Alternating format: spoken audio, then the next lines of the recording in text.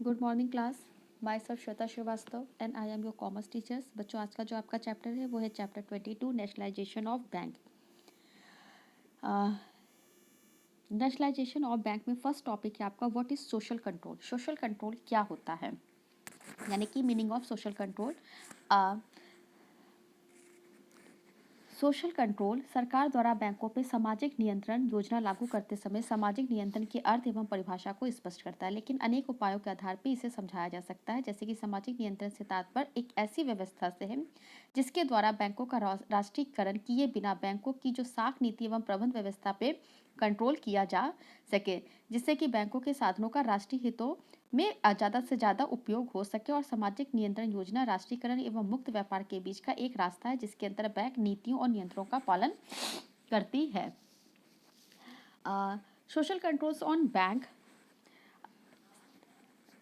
The social control on bank was introduce by the banking law. इसे banking law के द्वारा introduce किया गया था 1968 में। ऑब्जेक्टिव जो इसका था सोशल कंट्रोल का, वो policy was to ensure in immediate future in equitable and purposeful distribution of a credit within the resources available, keeping a view in the relative priorities of the development's need। मतलब कि जो भी हमारे banking law थे उनका क्या काम था, उनका क्या ऑब्जेक्ट था, सोशल कंट्रोल बनाए रखना था। ज़्यादा से ज़्यादा फ्यूचर में जो भी हमारे क्रेडिट का डिस्ट्रीब्यूशन है वो सही तरीके से हो जाए, अवेलेबल हो जाए, सारे रिसोर्सेज जो भी हमारी डेवलपमेंट नीड्स हैं वो पूरी हो सके। मतलब कि आप ये समझ लीजिए, बैंकों के सामाजिक नियंत्रण से अभिप्राय होता है कि देश के निजी बैंकों के कार्यों जैसे साख निर्माण, शाखा विस्तार आदि पर सरकार और रिजर्व बैंक का नियंत्रण रहे। इसके बाद आपका नेक्स्ट आता है नेशनलाइजेशन ऑफ बैंक, बैंकों का राष्ट्रीयकरण। 14 major commercial bank in the country which was first amounted on July 1969। 1969 में 14 बड़े व्यापारिक बैंकों तथा 15 अप्रैल 1980 को 6 बड़े व्यापारिक बैंकों का राष्ट्रीयकरण किया गया था। राष्ट्रीयकरण के बाद संबंधित बैंकों पे क्या होता था, सरकार का पूरा कंट्रोल होता था। 1969 तथा 1980 में किए गए व्यापारिक बैंकों के राष्ट्रीयकरण के बाद बहुत सारे ऐसे बैंक थे जिनका राष्ट्रीयकरण किया गया था। वो सारे बैंक हम आपको ऐसे ही इन शॉर्ट में बता देते हैं किनका किनका राष्ट्रीयकरण किया गया था। आपका सेंट्रल बैंक ऑफ इंडिया था, पंजाब नेशनल था, यूनाइटेड कमर्शियल बैंक था, बैंक ऑफ इंडिया था, बैंक ऑफ बड़ौदा था, केनरा बैंक था, यूनियन बैंक था, सिंडिकेट बैंक था। इससे 2-4 बैंक और थे जिनका यहाँ पे राष्ट्रीयकरण किया गया था। Meaning of nationalisation. नेशनलाइजेशन की क्या मीनिंग होती है?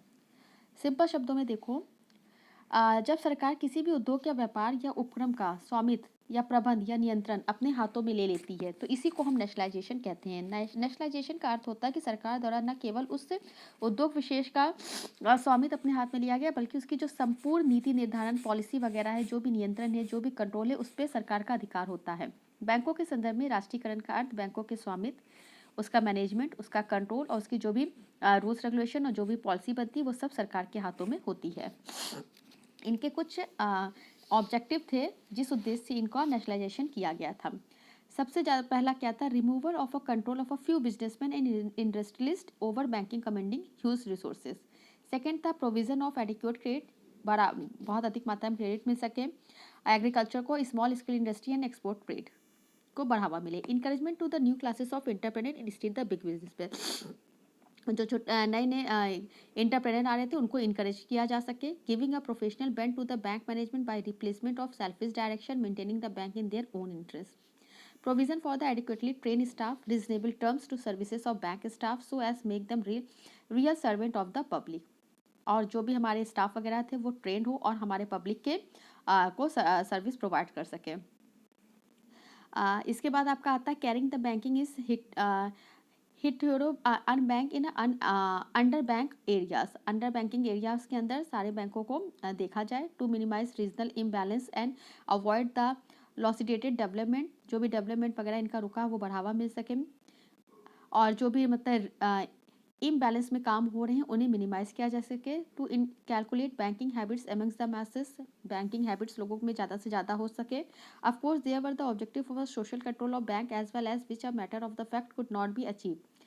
Hence nationalization was introduced, इसी की वजह से नेशनलाइजेशन इंट्रोड्यूस हुआ था। The use their size, resources, coverage, and organization to control the commanding height of the economy to meet progressively and serve better the development need को ज़्यादा से ज़्यादा पूरा किया जा सके to promote welfare of the people in the conformity with the policy of the state and to accelerate the implementation of a 20 points program.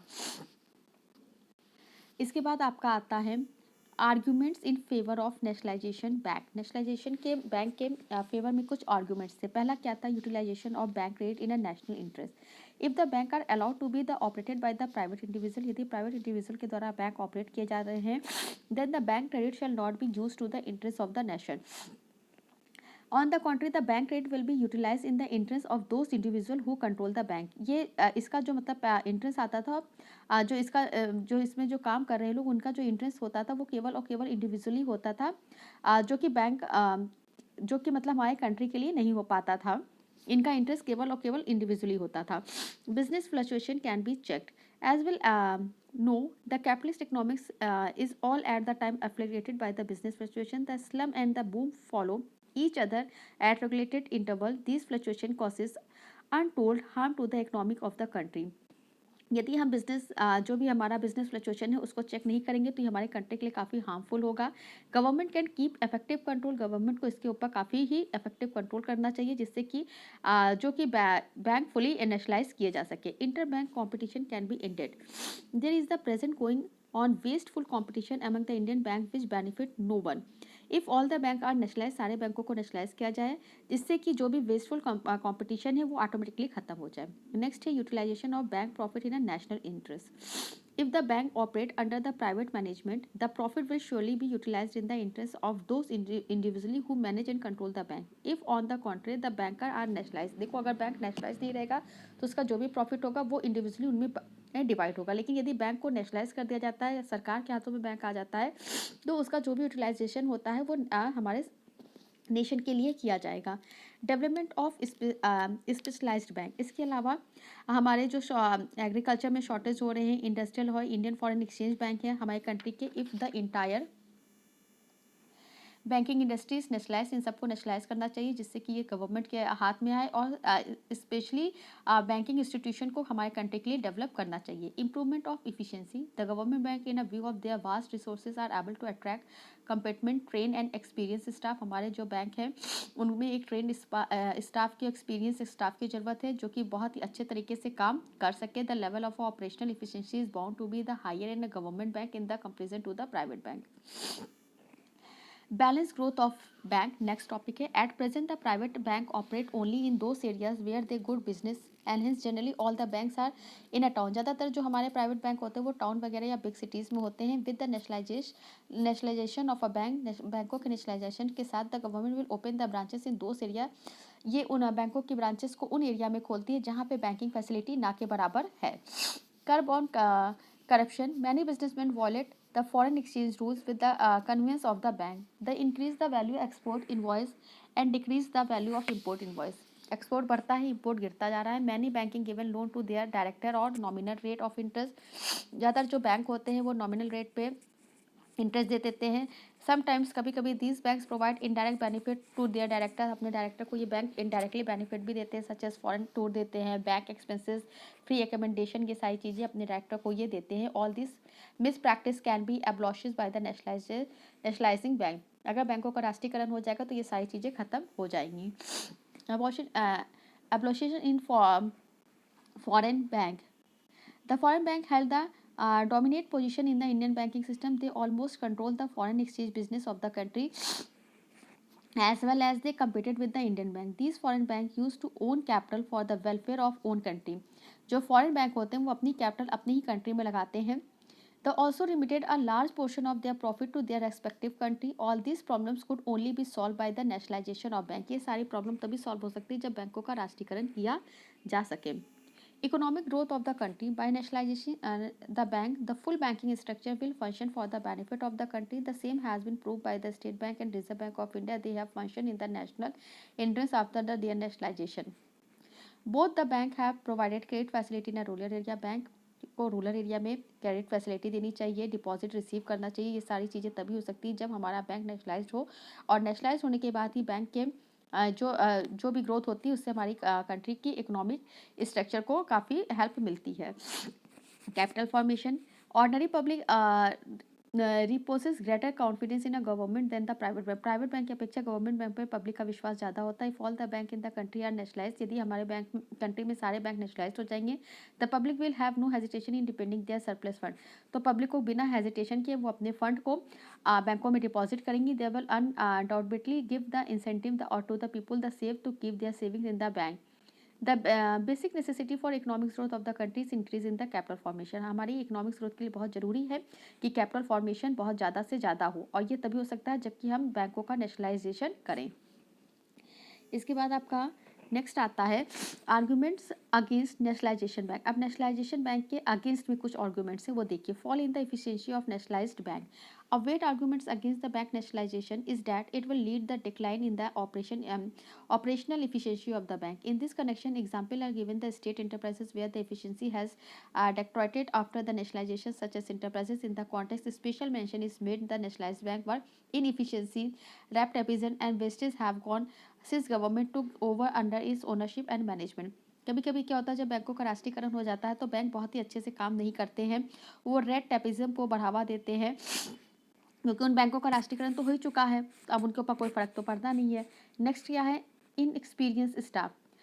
Nationalisation के बाद भी बहुत से ऐसी चीज़ें होती हैं जो बैंकों में देखने को मिलती हैं, जैसे कि यहाँ पे जो able, efficient, experience and honest bank employees होते हैं हमारे कंट्री के, वो जब ये बैंकों का मतलब राष्ट्रीय नेशनलाइजेशन हो जाता है तो bound to the unsuccessful in achieving its objective. फिर नेक्स्ट आता है आपका violation of financial secrecy. This thirds argument against the bank nationalisation is that it will violate the financially secrecy of the individually depositor and institution. Next है आपका payment of compensation. The government will need the substantial fund compensate the shareholder of private bank if it is desired to nationalize them. The amount needed by the government was estimated to be around 100 crore. अगर बैंकों का जो मतलब राष्ट्रीयकरण हो जाता है तो गवर्नमेंट से उसको 100 करोड़ रुपए की ज़रूरत मिलती ही रहती है। Banking yet not develop. Another arguments against the bank nationalisation. Bank nationalisation के अगेंस्ट में क्या है, the banking had not yet been fully develop in our country. हमारे कंट्री में बैंक पूरी तरह से डेवलप नहीं है। So long as the banking does not reach its full development, it is not wise to profitable to nationalise the banking. Next है आपका scarcity of the foreign investment. The development of a foreign bank will be affected by the nationalization which will lower the foreign investment in our country। हमारे country में जो foreign investment है वो बहुत कम हो गया। Today we need to foreign capital in India. हमारे भारत में फॉरेन कैपिटल की बहुत अधिक ज़रूरत है। fall in the efficiency of service। at present the bank provide the efficient service on lower rate to the customer। हमारे कस्टमर को bank बहुत ही कम सर्विसेज प्रोवाइड कर रही है। After nationalisation the bank would not be able to provide this kinds of facility. Nationalisation के बाद भी हमारे कस्टमर को बैंकिंग की तरफ से पूरी फैसिलिटी नहीं मिल पा रही है। Lock of the electricity। The quality of electricity is one of the important aspect in the banking system. With the nationalization of they will lose the quality of electricity because they will have to take prior permission from their high officer before taking any decision. Nationalisation के बाद क्या होता है, यदि किसी भी banking policy में को बढ़ाना या हटाना हो तो उसके लिए जो हमारे हाई ऑफिसर होते हैं उनसे हमें परमिशन या डिसीजन लेना पड़ता है, जिसकी वजह से ये चीज़ों में काफ़ी कमी आ रही है और इसमें बैंक को अपनी आवश्यकताओं के अनुसार चीज़ों को घटाने बढ़ाने में काफ़ी समय लग रहा है। Full control of the reserve bank of India. All the bank in our country are under the control of Reserve Bank of India and all the working properly. Under the present circumstances, there is no need of nationalization the bank. Some experts are the opinion that nationalization may hamper to the capital formation in the country when the bank are working properly under the control of the Reserve Bank of India. Then there is no need for the nationalization them. कभी कभी लोगों का ये कहना होता है कि अगर bank reserve bank of India के अंडर में काम कर रहा है तो उसका नेशनलाइजेशन बहुत ज़रूरी नहीं है। अब इसके बाद आपका नेक्स्ट आता है consequence of the nationalisation of bank, जिसे हम हमारे नेक्स्ट लेक्चर में डिस्कस करेंगे। Okay class, thank you.